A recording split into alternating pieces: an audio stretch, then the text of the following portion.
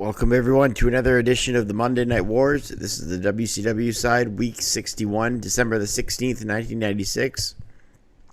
The 66th episode of Nitro, but the 61st week they go head-to-head with Raw.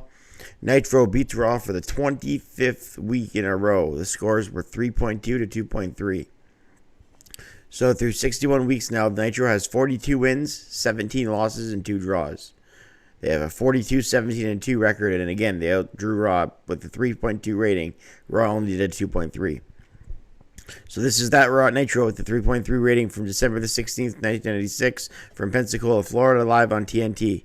For the first hour of Nitro, the living legend Larry Zbyszko does color, while Tony Schiavone does the play-by-play, and Mike Tenay made during commentary. And he did it in the second hour, unless the NWO don't break up the commentary. That is.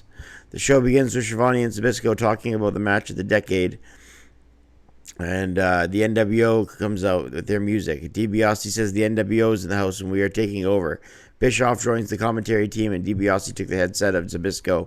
Vincent pushes him off. DiBiase says take a hike, and he gets the other headset. So Bischoff and DiBiase take over commentary.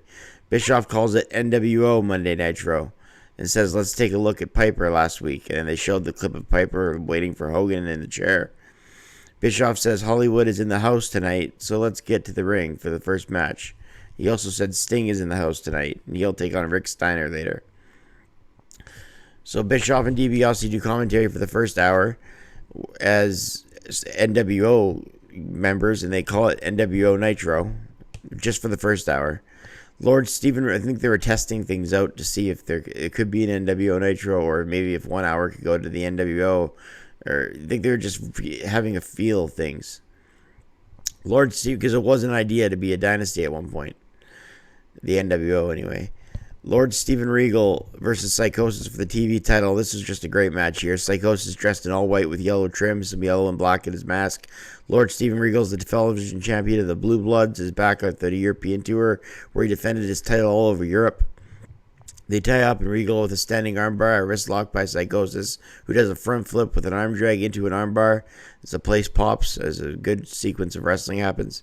Regal then with a swinging armbar take down into an armbar side headlock on the mat. Regal flips over the left arm, cutting Psychosis down to size. He drops his body weight down on Psychosis. Both guys wrestle to the outside. Psychosis off the top rope with a flying sunset flip into a pinning combination. Psychosis waits for Regal to get up before he hits a drop kick. Psychosis sets Regal up for a flying hurricane run off the top, near fall. In the end, Regal with a step over crossface down on the mat to Psychosis gets him to tap out. At 11:08, Regal retains the title. A great match that was given time to work. 3.5 stars. Next up, Big Bubba Rogers versus Chavo Guerrero Jr. This would be a big night for Bubba Rogers. We'll talk about that. Bischoff on commentary says there will be a ton of surprises tonight. Big Bubba Rogers ties up with Chavo and sends him into the corner. Chavo up top, drop kick by Big Bubba Rogers to the outside. Chavo with a springboard crossbody to the floor was held by Rogers, and he just slammed him on the floor. And then he picked him up and scooped him up and slammed him on the concrete again. Chavo then got a pinning attempt in the ring, landing on Rogers with a backward spear. Big Bubba Rogers kicks out and then hits a sidewalk slam out of nowhere. So at 2:53, Big Bubba Rogers beats Chavo Guerrero Jr. with 1.25 stars. I rated it at 2:53. Masahiro Chono is a new member of the New World Order. As Sonny Ono was talking, and Chono revealed his shirt to say NWO. So there's one of the surprises Bischoff was talking about. Masahiro Chono, the NWO is now gone international, says Mike Tenay. Well, he said that later in the episode when he came to the broadcast booth in the second hour. But DiBiase and Bischoff, I believe, even say it. The NWO has gone international with Chono as a new member. He wouldn't be the only new member of the night. Jericho takes on Chono. Jericho with an armbar takedown, standing armbar, but Chono reverses it into a hammerlock. Jericho with a bunch of thrust kicks and a spinning heel kick. Jericho with a side headlock and a shoulder block off the ropes. But then a big boot by Chono to Jericho. Bischoff does a brilliant marketing strategy and tells people to buy Starcade for a Christmas present. If I was an older fan back in the day, that's what I would say. Hey, it's for Christmas. Can we get me to buy this, Dad? Mom, can you help me buy this? That's what I would say if I was a kid. So that's a great strategy by Bischoff to tell people to get Starrcade as a Christmas present. Jericho hung up on the bottom rope, and Chono kicks him out. Jericho wins by DQ in the end at 5:49 after Masahiro Chono didn't break the hold. 2 stars. Arn cuts a promo on Sullivan and Flair and talks the talk. Deborah says she doesn't like little boys like Chris Benoit. Come on, Deborah. I'm sure marrying Chris Benoit would be a great thrill. Dean Malenko defends the title against David Sammartino in a cruiserweight title bout. David Sammartino is small, wrestled inside and out by Malenko, the man of 1,000 holds, an inside cradle out of nowhere, then a backslide by Sammartino, 2 fall. Tries a suplex on Dean Malenko, but he counters into a unique bridge for the 3 count. Malenko wins at 2:57, defending his title. A star and 3/4. Then the next match is 3/4 of a star, as Ice Train defeats Jerry Lynn with an ankle lock at 3:25. 6 then comes out and introduced Hall and Nash, the outsiders. Scott Hall says he's going to watch Hogan and beat up Piper, and Nash says tonight we'll take on the Faces of Fear. Hall says, "You two savages, we want an answer tonight." Then this video package on Sting plays. Then we got Rey Mysterio versus Bobby Eaton, a rough backbreaker out of nowhere and a camel clutch.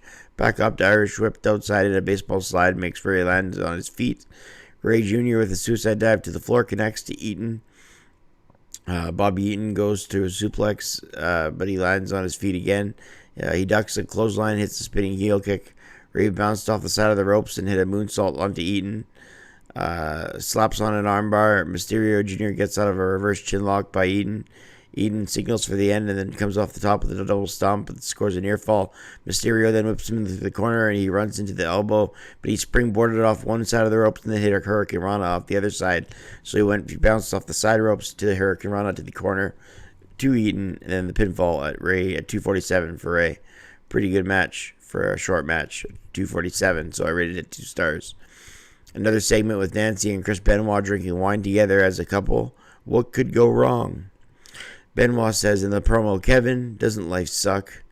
What's it feel like to lose the most important thing you ever had?"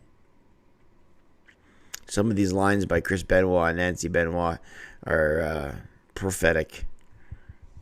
Can't help but look back at them and be like, wow. Kevin Sullivan with Jimmy Hart takes on Arn Anderson.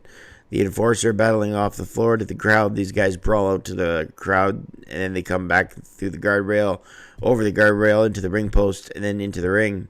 Sullivan hands Arn in the Tree of Woe. Bubba got a chair shot into Double A, and the Taskmaster wins. Mongo isn't too happy with the result, and Conan and Jimmy Hart walk out with the Taskmaster. Kevin Sullivan says, "Benoit, you're next." Sullivan defeats Arn at 3:32. I gave it a star and a quarter.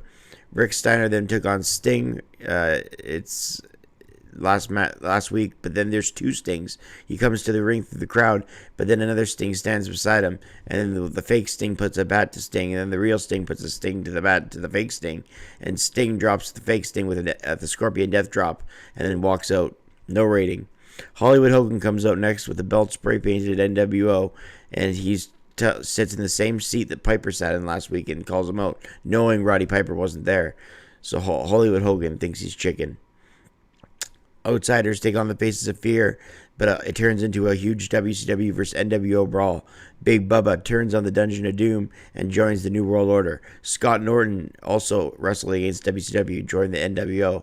Then Sting shows up in the fray. Sting shows up and he goes to help the WCW, but then Arn Anderson attacks him, and then Mongo attacks him, and then Ray jumps on him. So the WCW attacks Sting before he could even help them. So Sting just walked right to the back and left. So they still have the question, is Sting going to join the NWO because he just left? But the real reason we should know is that he was going to help WCW, but WCW kept attacking him. So 3 new members of NWO, Chono, Norton, Bubba Rogers, and a big brawl with the WCW to end the show. And is Sting a member of the NWO with a question mark? That's how they end Nitro. I rated this episode a 5.5 out of 10. I thought it was average. A few new members, which is nice. A couple good matches, which is good. But considering when you compare it to the other Nitros around this time period, 5.5 sounds right. Seems just above average as we get closer to Starrcade. That's it. Hit like and subscribe if you're enjoying these reviews.